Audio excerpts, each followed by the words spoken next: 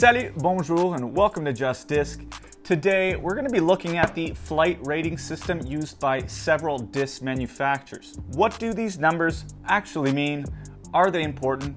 Are they useful? Well, that's what today's video is all about. But please remember to wait until the end for the important reminders, because I'm going to tell you a few things that you should keep in mind while using this four-number system. Also, please note that all explanations today are going to be based on someone being a right-hand, backhand player. Before we get into it, it's important to note that it was INNOVA who started the flight rating system to help describe how their discs are intended to fly if thrown correctly. Other companies have adopted a similar system. They use the same four numbers. However, they do rate their discs differently, so it's best not to compare between companies. So the flight rating system is made up of four numbers.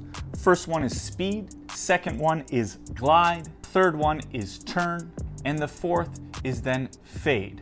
And these are used to tell you how the disc should fly if thrown at the correct speed. So please remember that next time you pick up a 13 speed disc. If you don't throw it at a 13 speed, it's not going to do what it's intended to do. So for the first of the flight numbers, let's look at speed. Speed ranges from 1 to 14, and it basically tells you how fast the disc can travel through the air. So higher speed discs have a lot thinner rim, and they cut through the air a lot easier, but they're harder to control. Whereas like a putter or mid-range, a lot thicker, easier to control, but they just don't go as far. As mentioned previously, speed also tells you how hard you have to throw the disc to get the intended flight. And a common mistake beginners make, and I made the same mistake as well, is going for a really high speed disc when you can't throw at that speed yet.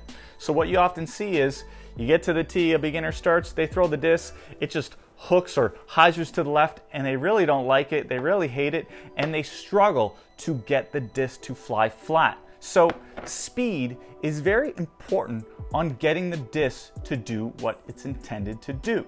My recommendation for beginners is to stay within the range of 3 to 9 and choose a disc that's more for beginners. So if we take a look at INNOVA's chart right here on their disc selection, you're going to want to stay more to the right because they are more beginner friendly. You can get them to fly flatter longer. Now for the second flight rating number, we have glide. Now glide ranges from 1 to 7. Most discs range from 3 to 6. You usually don't see anything outside of that range. But glide is how long the disc will float or maintain loft in the air. Beginners definitely want more glide so that they can get a lot more distance. But why would someone want less glide? Well, less glide is usually easier to control. It's easier to judge where the disc is going to land, especially in windy conditions. Now for the third flight number, we have turn. Now turn ranges from +1 to -5. So typically you're going to see this number in the negative. And turn is the tendency for the disc to move to the right at the beginning of its flight. So the higher the negative number, the more it's going to want to move to the right with less power or less effort.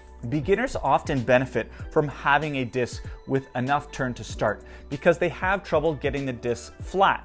So if you have more turn, it's going to want to come to the right a little bit easier and then come back left, allowing for maximum distance. Now for the fourth and final flight number, we have fade. Now fade ranges from 0 to 5, and it's the tendency of the disc to hook to the left at the end of its flight. So a disc rated 0 is going to pretty much land straight with a little bit of left compared to something that's rated a 5. And a 5 might even really hook left and even skip off the ground, which can be useful for specific shots. The vast majority of professional players prefer most of their discs to have more fade than turn, and it's basically because they can put more power into it and they still get that control and that predictability. Whereas if you have a disc with high turn, it's really hard to put power into it because all it really wants to do if you overpower it is go to the right. So let's just look at a few examples to get a better understanding of this flight system. So if we look at the Mako III, my favorite mid-range disc, it's a speed of 5, a glide of 5, so it glides quite a bit, a turn of 0, and a fade of 0. So this disc should fly straight. It should really kind of go where you want it, and it will fade just a little bit at the end, but basically it's kind of a pinpoint and shoot kind of accurate disc.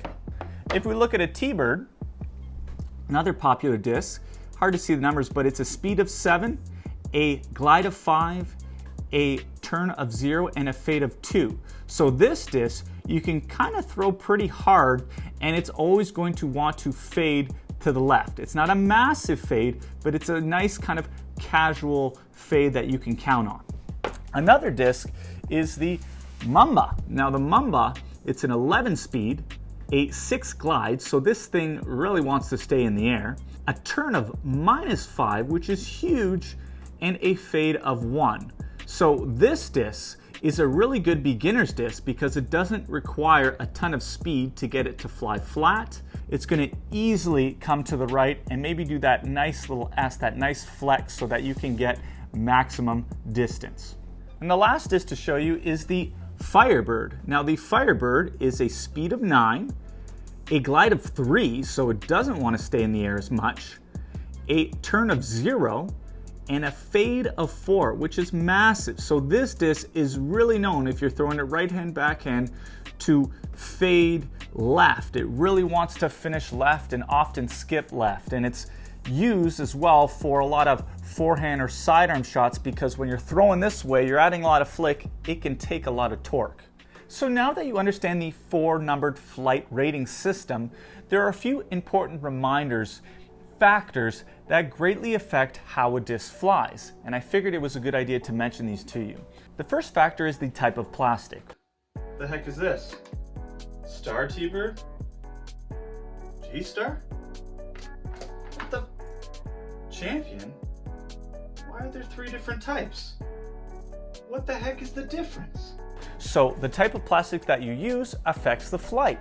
A cheaper plastic, like a DX destroyer, is going to fly differently than a destroyer in a Star or Champion plastic, so keep that in mind. Now for the second factor, which is the weight of the disc. A heavier disc is going to require more power to get more distance, but it's going to have more control and it's going to be less influenced by the wind. Whereas a lighter disc, if you don't have as much power, you're going to be able to get that distance with ease, but it's going to be harder to control and the wind can potentially push it around. The third factor is throwing style. So the throwing angle, the speed, the grip, the method, whether it's forehand or backhand, they all have a big influence on how the disc flies. The fourth factor is simply weather. Whether it's hot or cold, precipitation, wind, they all have a big influence on how the disc flies. If it's hot outside, it's going to fly further. If it's colder, it's going to drop quicker. And the fifth and final factor, which was mentioned at the beginning of this video, is that each brand rates their discs differently. So they all use the same 4-numbered flight rating system, but a 13 speed for one company may be, a 14 speed for another company. So it's best not to compare the two. Luckily, there is a website that exists that rates all discs across all brands on one chart, and it's called MarshallStreetDiscGolf.com. I'll put the link in the description. All right, so there you have it. That is the flight rating system. I know it can seem a bit complex, especially when you add those other factors into the mix, but if you practice, you play the game, you try different discs, you try different plastics, in the end, you're going to have a better understanding on how you can use this flight chart to fill specific gaps in your game. Anyways, that's all for now. Please don't forget to like and subscribe, and thanks for watching Just Disc. Love making these videos for you guys. Merci beaucoup et à bientôt.